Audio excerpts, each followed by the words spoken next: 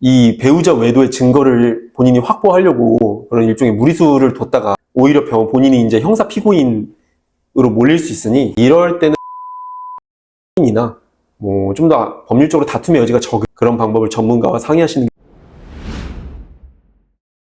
저희가 다양한 사건을 다루고 있는데 이렇게 다양한 사건을 다루다 보면 정말 억울한 상황에서 녹음 파일 하나로 승패가 갈리는 경우들이 종종 있거든요. 이런 경우에 좀 안타까운 점이 뭐냐면 이 녹음 파일이 있음에도 불구하고 이게 법적으로 허용되는 그 선을 살짝 넘어서 증거로 쓰지 못하고 오히려 그로 인해서 상대방에게 역공을 당하시는 분들도 종종 계세요. 오늘 그 안전한 선이 어디까지인가를 저희가 좀 한번 짚어보도록 하겠습니다. 저희가 소송을 하면 정말 증거 하나 때문에 결과가 달라지는 경우가 진짜 많이 있는데 엄청 많죠. 그때 이 녹음 파일 하나가 진짜 중요하니까 오늘 영상 보신 분은 나중에 뭐 소송을 하시거나 아니면 구독자분들의 권리를 지키시는데 정말 큰 도움이 되지 않을까 싶습니다. 사실 우리 그 구독자분들이 살다 보면 진짜 답답할 때가 많잖아요. 뭐 직장 상사로부터 막말을 듣는다거나 아니면 뭐 부동산 같은 중요한 계약 현장에서 그 말이 계속 바뀌거나 이럴 때는 진짜 녹음부터 해야겠다는 생각은 드는데 근데 마음 한구석이 찝찝하단 말이죠. 이게 녹음해도 될까? 뭐 나중에 녹음으로 인해서 내가 문제가 생기진 않을까? 맞습니다. 이 상대방의 동의가 없으면은 뭐 무조건 불법이다 뭐 이런 얘기도 있고 뭐 내 목소리가 나오면 괜찮다 뭐 이런 얘기도 있고 그래서 좀 많이 혼란스러우실 거예요. 근데 이 잘못된 정보로 소중한 증거를 포기하거나 반대로 또 이제 위험한 선택을 하실 수도 있는 오늘 저희가 그런 상황이 발생하지 않도록 상황별로 한번 가이드를 짜봤습니다. 네, 오늘 그럼 이제 본격적으로 좀 얘기를 나눠볼 텐데요. 상황별로 좀 나눠서 얘기를 하면 좋을 것 같습니다. 일단 첫 번째 상황인데요. 내가 대화 당사자로 참여하는 경우에요. 가장 많이들 궁금해하시는 부분인 것 같아요. 상대방 몰래 녹음하는 게 뭐 법적으로 어떨까요? 내가 당사자일 때는. 핵심은 내가 대화의 당사자인가죠? 통신비밀보호법 제3조 제1항에 의하면은 공개되지 아니한 타인 간의 대화의 녹음을 금지하고 있는데요. 그 말인즉슨 내가 그 대화에 끼어 있다면 그건 타인 간의 대화가 아니기 때문에 형사상 처벌 대상에서 제외될 가능성이 굉장히 높다는 것이죠. 그럼 뭐 여러 명이서 대화를 나누고 있는데 뭐 3명, 4명, 5명 거기서 내가 한마디도 하지 않고 듣고만 있는 경우에도 이런 경우에도 같이 참여한 사람들의 동의를 구하지 않고 녹음을 해도 법적으로 문제가 없을까요? 그 자리에 만약에 공식적으로 참여를 하고 계시다면은 이제 그 대화 당사자로 인정을 받는 경우가 일반적이라고 볼 수 있습니다. 내 귀에 직접 들리는 대화를 이제 기록하는 것이기 때문인데요. 그렇게 이해해 주시면 될 것 같습니다. 네, 그럼 두 번째 상황으로 녹음기만 남겨두고 나는 자리를 비운 상황인데요. 이거는 뭐 제가 봐도 좀 위험해 보이는데 회의실 중간에 뭐 녹음기를 켜두고 나갔다 왔을 때 그 회의실에서 있었던 대화를 녹음하는 거 이건 어떨까요? 그거는 이제 굉장히 좀 위험한 행동입니다. 내가 없는 곳이잖아요. 내가 회의실에서 나갔으면은. 근데 이제 그런 곳에서 다른 사람들끼리 나누는 대화를 내가 녹음을 했다? 이거는 명백히 타인 간의 대화거든요. 이걸 녹음하시면 통신비밀보호법 위반으로 이제 처벌을 받을 수 있는데 이게 문제가 뭐냐면 이 법이 좀 규정이 되게 좀 엄격하다고 봐야 될까요? 엄중하다고 봐야 될까요? 그래서 이제 벌금형 규정이 없어요. 그래서 그 유죄가 인정이 되면 바로 징역형이나 자격정지형에 처해질 수 있어서 상당히 조심하셔야 됩니다. 그러니까 이 내가 없는 대화를 녹음하는 게 한마디로 감청이죠, 감청. 그렇죠. 그래서 사실 이게 일반인 분들은 되게 간단하게 생각할 수 있는 문제인데 사실 감청이라고 생각을 하시면 되게 큰 범죄가 될 수도 있다. 간단한 문제가 아닙니다, 이건. 그럼 세 번째 뭐 상황인데 이건 뭐 실제 사례이기도 하고 저희가 진행했던 요즘 직장 내 괴롭힘이 굉장히 많이 관심을 받고 있는 것 같아요. 실제로 많이 일어나고 있는 것 같고 이런 직장 내 폭언 이런 거를 사실 녹음이 아니면 증거를 남기기가 어려운데 직장 내 폭언 증거를 남기려는 분들은 어떻게 해야 될까요? 그게 제가 수행했던 사건 중에도 이 상사의 지속적인 가혹행위를 녹음해 오신 분이 계셨거든요. 이때 이제 상대방이 동의 없는 녹음이라면서 의뢰인을 공격을 했는데요.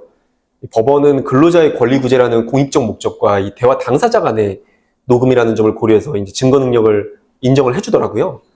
그래서 이런 억울한 상황이 있으시다면 이 녹음이 가장 든든한 방어막이 될 수 있습니다. 사실 이런 상황에서는 녹음 말고는 증거를 남길 수 있는 방법이 없잖아요. 가정 녹음이 가장 좋은 방법이죠. 네. 그래서 법원에서도 증거 능력을 인정해 준 거라고 보시면 될 것 같습니다. 예, 맞습니다. 그럼 이제 다음 상황인데, 뭐, 이제 부동산이나 돈 거래할 때, 이 상황인데요. 우리가 뭐, 부동산 뭐, 계약할 때, 뭐, 집주인들이 뭐, 전세 계약하거나 할 때, 뭐, 전세 계약 체결할 때는, 아, 이거 나중에 다 수리해 줄게요. 라고 뭐 약속하잖아요. 이런 말을 녹음해놔야 될까요? 그럼 무조건 하셔야죠. 이제 부동산 거래라는 게 이제 원체 수억 원이 오가는 굉장히 큰 규모의 거래잖아요. 제가 담당했던 이 부동산 명도 사건에서도 임대인이 이제 구두로 그 이사비 지급을 약속을 했다가 나중에 이제 이사비 달라고 하니까 이제 이거를 못 주겠다고 한 거죠. 내가 언제 그랬냐.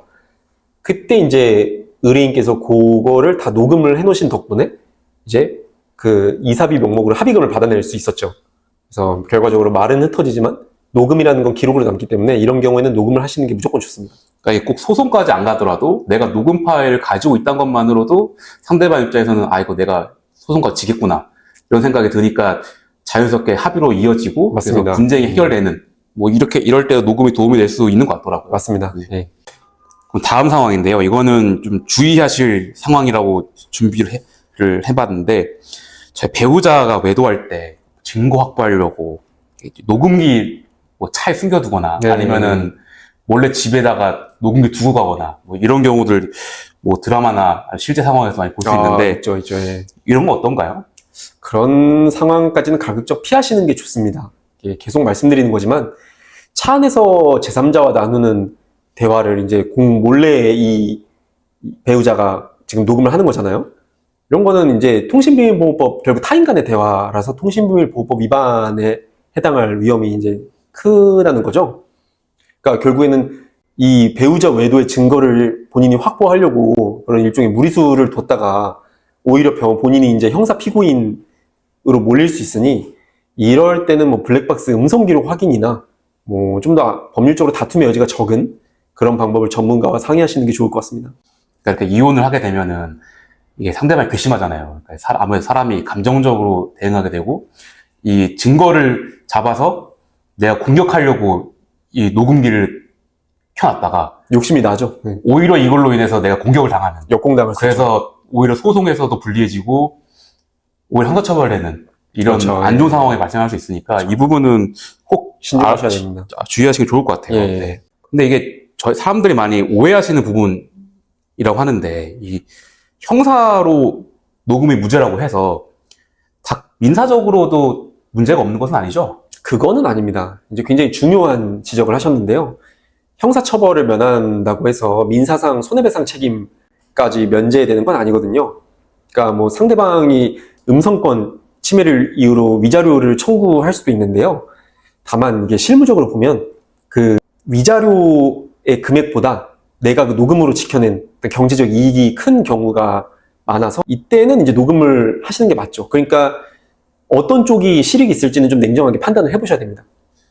사실 녹음했다고 해서 민사소송을 받은 경우도 사실 잘 본 적은 없고 당했다고 해도 그 금액이 위자료 금액이 사실 우리나라에서 크게 인정되지는 않기 때문에 보통은 그냥 녹음을 하는 게 대부분 다 유리한 것 같아요. 그렇죠. 네. 녹음을 하는 게 유리하고 근데 이게 음성권 침해로 또 손해배상을 청구하시는 분들도 간혹가다 있긴 한데 그런 경우도 거의 위자료 액수보다 큰 건 못 본 것 같아요.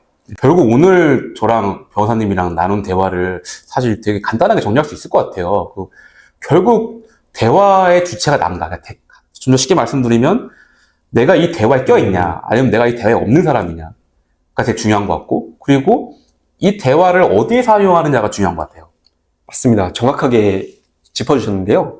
녹음이라는 건 나를 지켜주기 위한 최후의 보루로 삼아야 되는 것이지 이걸 누군가를 곤란하게 하거나 비방하려는 목적으로 사용하시면 절대 안 되거든요. 그러니까 쉽게 말씀드리면 법원에 증거로 제출하는 것은 정당한 권리 행사가 될 수 있는데 이거를 SNS나 뭐 단톡방이나 커뮤니티 이런 데 유포하는 것은 명예훼손과 같은 그런 법적 책임이 뒤따른다는 사실 꼭 명심하셨으면 좋겠습니다. 사실 이게 워낙 사회적으로 뭐 녹음 파일을 SNS나 단톡방에 유포하는 일이 많다 보니까 이거에 대한 경각심이 많이 없는 것 같은데 사실 이게 진짜로 법적으로 문제 잡기 시작하면은 꽤 커질 수 있는 문제잖아요. 꽤 커질 수 있죠. 네. 조심하시는 게 좋을 것 같습니다. 네. 오늘 김창희 변호사님과 나눈 얘기를 한번 좀 정리하면 좋을 것 같은데 녹음을 몰래 하면 무조건 유죄가 되는 건가요? 아니요, 상황에 따라 다르다고 볼 수 있을 것 같습니다. 한 세 가지만 체크하시면 될 것 같은데요. 첫 번째는 내가 대화 중인지입니다. 그러니까 내가 대화에 참여한 당사자라면 상대방의 동의 없이 녹음이 이루어졌다고 하더라도 형사처벌 대상이 아닐 가능성이 큽니다.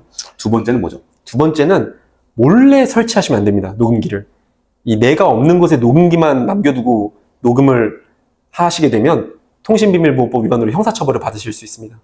그 세 번째는 절대 유포하시면 안 됩니다. 맞습니다. 녹음이라는 거는 거듭 강조드리지만 법원에 제출하는 증거용으로는 이제 정당한 권리 행사로 받아들여질 수 있는데 이거를 커뮤니티 같은 데 유포하는 순간 민형사상 책임을 지게 되실 수 있어요.